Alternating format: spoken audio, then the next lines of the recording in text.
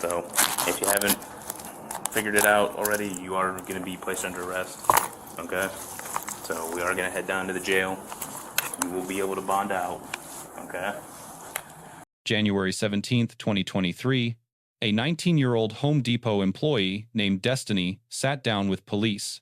The store had already built the case surveillance footage, registered journals, a signed written statement. Law enforcement just had to close it. By the time this body cam was rolling, the question was not whether she did it. The question was how much and what happens next. So we have two situations. Which one are you here for? The money.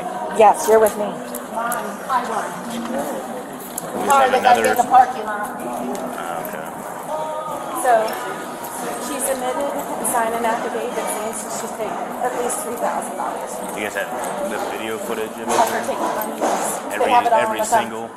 Yeah, they did all the transactions. We actually thought it was more about 5, but she admitted to 3. But we have her back here.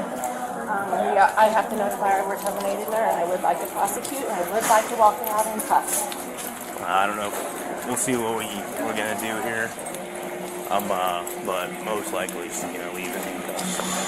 We're gonna go through this door so you're not going through my whole break room. These rights I just explained to you. Okay.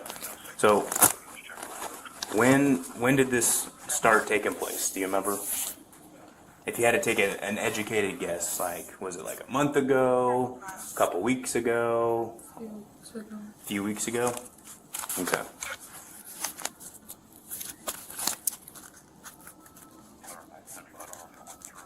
And so what were we doing a few weeks ago? How much? Okay. Are you a cashier or I work in customer service. customer service? So you're around the cashier's area, so you do take returns and take people, you check people out, stuff like that? Okay. It's been going on for a few weeks now. How are we doing this? Like, explain to me so I can better understand how we went from working here to slightly taking some cash out at a time. It wasn't a thought process, I just did it.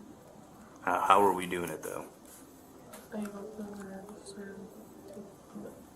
Were we checking someone out when we were doing it, or were you just randomly go to the register, open it up, take out? Were you taking out like $20 at a time, or $100 you were taking $100 out at a time, every single time? Okay, so every single time you did it, you were taking money, $100 out every single time. Okay.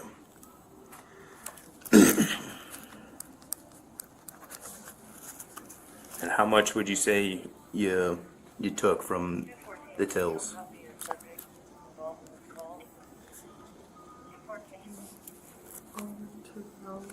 Over 2,000? Have you ever? What'd you do with the cash after you took every time you took the 100 out? I used it. What were you using it on? I was gonna use it for my brother. What were you gonna buy her? I wasn't gonna buy her, she's just separate. And it wasn't a thought process, I just did that. I gotcha. So you're taking the money for your grandma so you can spend it on her. Does your grandma take care of you? And you thought it'd be nice to kind of treat her? It wasn't a treat, she's just sick. She's sick? So you're helping pay for medical bills or something, or? Yeah? Okay. Is there anything else that you can remember about when you took the $100 at a time? Or were you taking them? Let's focus on the money now. Were you taking like 20s, or were you taking a $100 bill? So it was a $100 bill every time. Okay. And you said it's up to 2,000. You took over $2,000. I know this is hard for you, Destiny, but I need a verbal, okay, or a head shake or something. Okay. New message. Is there anything that you want to add to what you told me? No. And was it let me ask you this: when you were taking the money from the tills, was it only at the cashier's area? Did you go to any other tills and take them, or? It was just where the department I work in. So just that customer service then? Yes. Okay. Can I add something? Can I ask her a question? Absolutely. Okay, so when we just talked a few minutes ago, right, we talked about you taking the cash from the registers. No, it was more than $100 each time, right? So last night, you talked about yesterday, what you took from the registers, right? Was over $1,000, right? Okay, he needs to know that. Oh, I added the... I know, you didn't understand when he said hundreds. Oh, so you were taking, so. Yes, sorry. So let me break it down for you. So let's say this is my till, right? Up at customer service. I open it up and I'm just taking $100 out and No, I putting. took more than just You took that. more? Did you? Now it was happening every time you did it? Yes. So you took all the hundreds out of the tills, are you telling me? And that would add up to whatever amount that you took out of there. Do you remember what the first time you did it, do you remember what the total amount was that you took out? No. Do you remember at any time how much you took out every time you went to the till? There usually isn't hundreds in there, so we're 2 to 4. 2 to 4. So we're talking a couple $100 every time we took money out from the cashiers. Okay. So in our discussion, we talked about the dollar amount, right? And she wrote a written statement of $3,000, right? Okay, that's important to tell him, okay? Do we have any of this money? Did it go into your bank account, anything like that? You just kept all the cash? Do you still have any of that cash left? Anything that you've taken from Home Depot, you spent all of it? I would go back if I had it. I gotcha. And to be more descriptive, what were we spending it on for Grandma? I was just paying some of her stuff off. I'm sorry, what? Just paying some of her things off.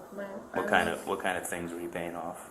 I don't know what bills specifically. I live with her and my uncle, and my uncle doesn't do anything for her. So. Okay.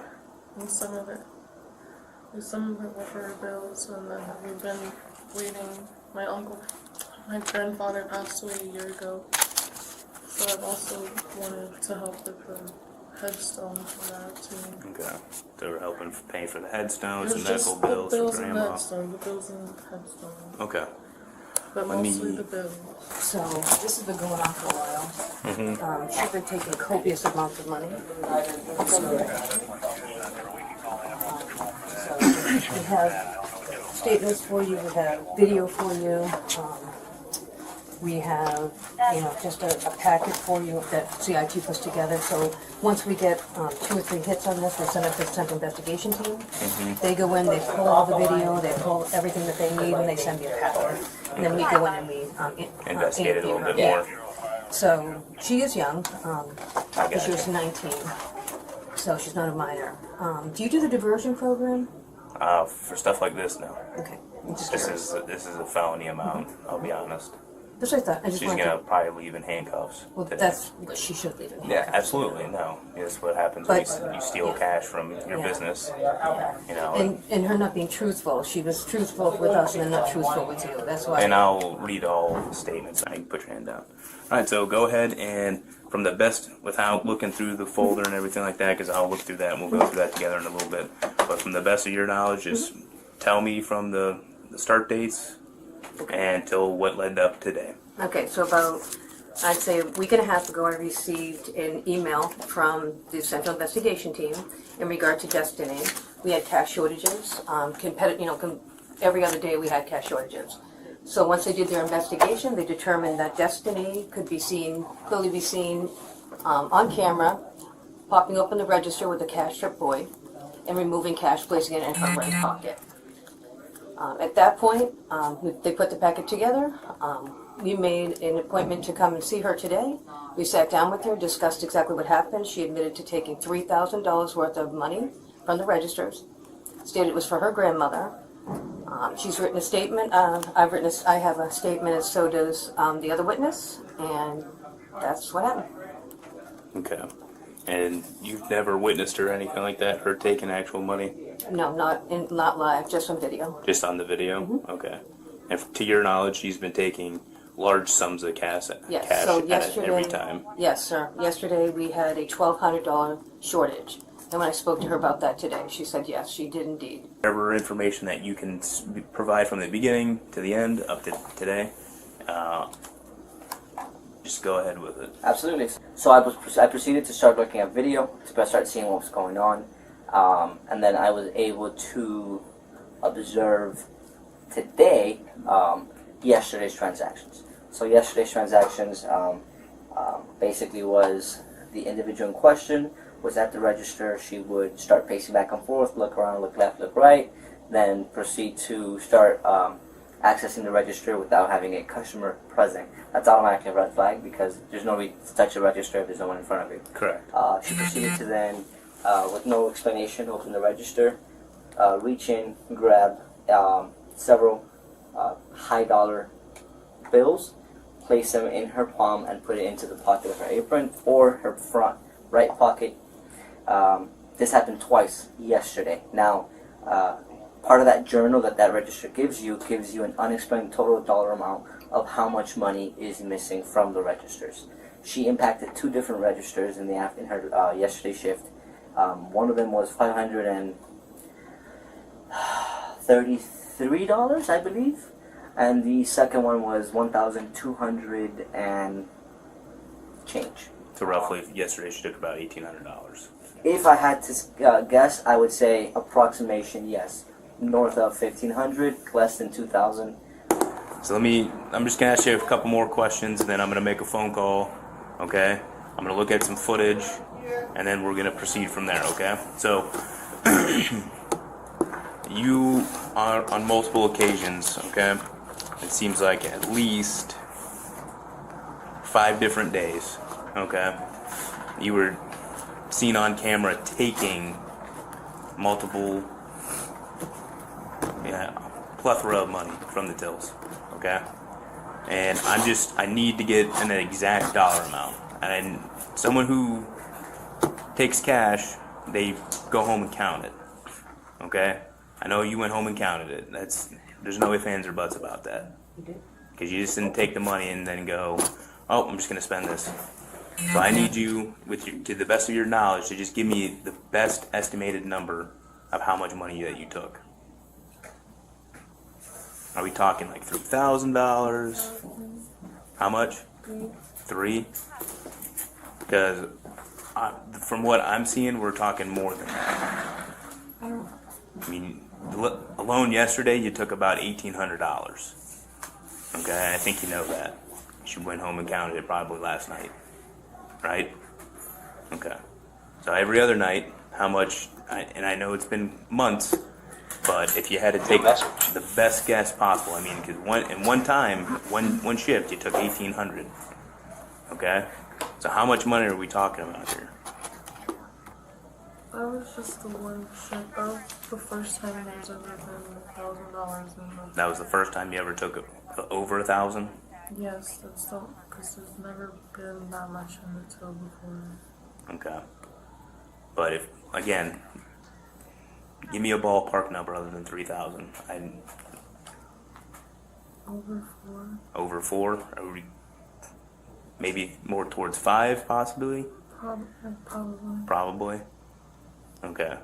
Is it over 5? Are you sure? You're 100% sure that you did not take over $5,000?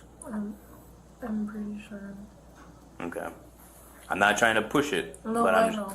But you know that I know the amount. Okay. I know that kind of sounded a little bit confusing, but I know you know the amount of money that you took. I don't know It might not be to the exactly. exact dollar, but so we're talking about 5. You took over up to $5,000. Is that correct? Okay.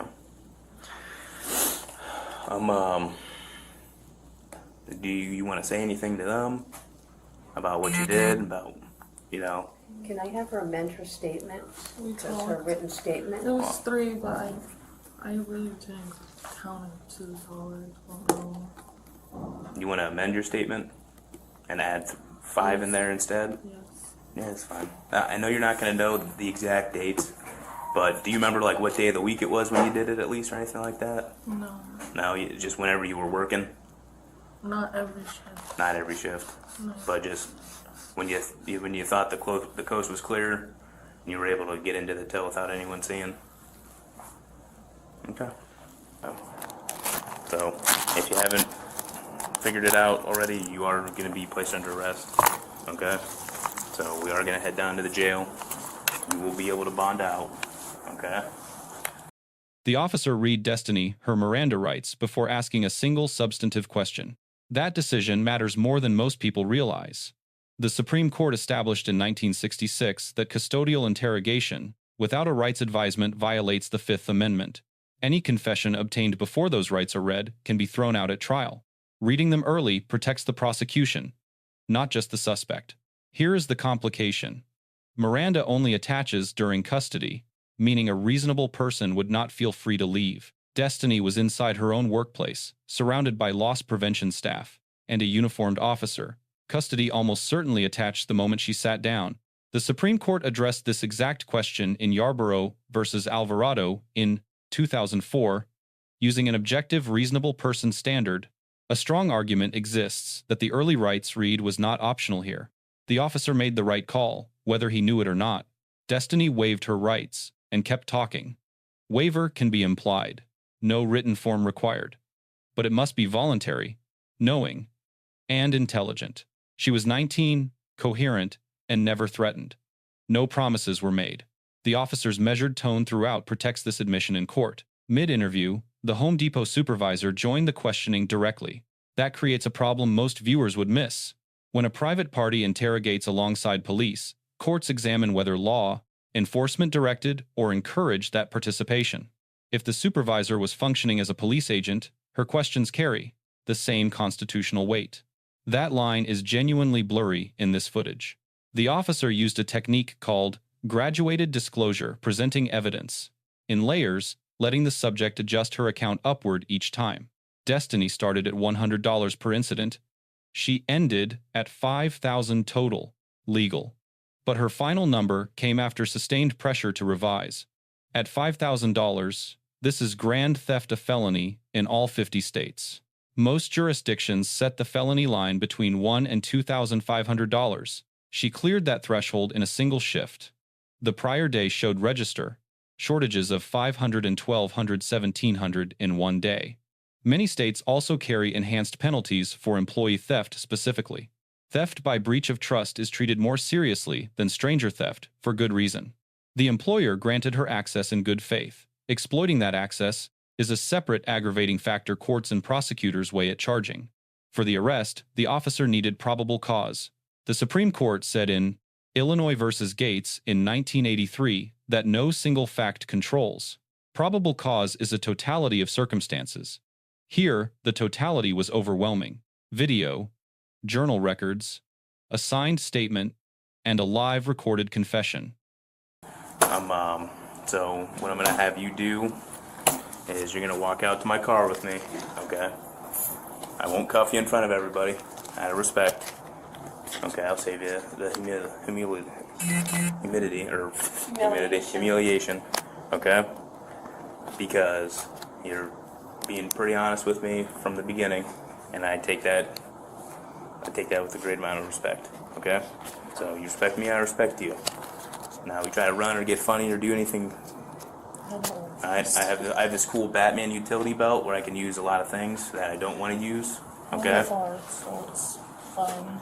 So what we're gonna do is I'm gonna have you were gonna walk in front of me, okay? Okay. Alright, you have nothing else in your pockets, right? No. Okay. Oh, I don't. What's up? Leave that in your pocket. I'm talking like knives or anything like that.